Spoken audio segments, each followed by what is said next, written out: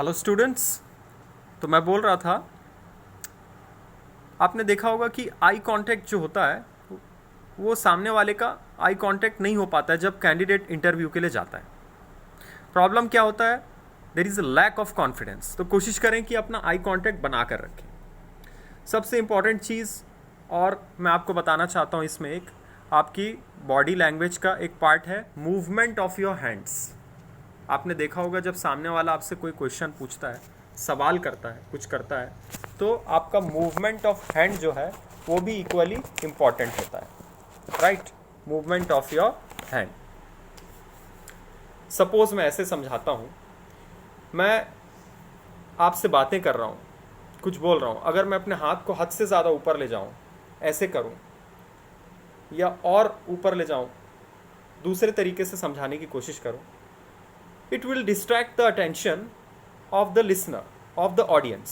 सुनने वाले का ध्यान भटकता है, वो हमारे मूवमेंट ऑफ हैंड्स को देखने लगता है।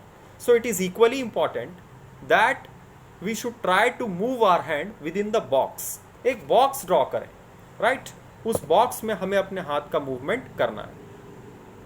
We will not allow our hands to move on and on and on.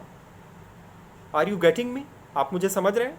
हमें अपने हाथ को हद से ज़्यादा ऊपर जंप नहीं कराना है, इससे ऑडियंस का, श्रोताओं का, दर्शक का ध्यान भटकता है, डिस्ट्रैक्ट होता है। So movement of hands is equally important. So मैंने आपको कितनी चीज़ बताई? पहले आई कांटेक्ट आपका सामने वाले से इक्वली होना चाहिए। आई कांटेक्ट होने से, चाहे आप क्लास में पढ़ा रहे हों या आप एज ए स्टूडेंट क्लास में बैठे हों या आप इंटरव्यू के कैंडिडेट बन के गए हो, आई कांटेक्ट आपके आत्मविश्वास को बताता है। दूसरा, जब आप हाथ का मूवमेंट करते हैं तो वो एक बॉक्स के अंदर होना चाहिए, इससे बाहर वो नहीं होना चाहिए। ये भी दो इंपॉर्टेंट बातें हैं। सो ये आपकी पर्सनालिटी को डेवलप करने में दो इंपॉर्टेंट टिप्स हैं। ये मैं आपको बता रहा हूँ, traits of personality development, right? Physical appearance should be suitable for the occasion. Physical appearance क्या होता है?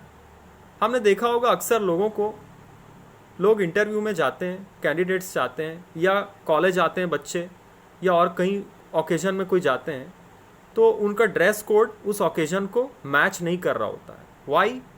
Because they don't have any mind set, they don't have any idea what to wear, what not to wear. क्या पहने, क्या नहीं पहने, इसका उन्हें नॉलेज नहीं होता है। That is why they commit mistakes and it's a blunder.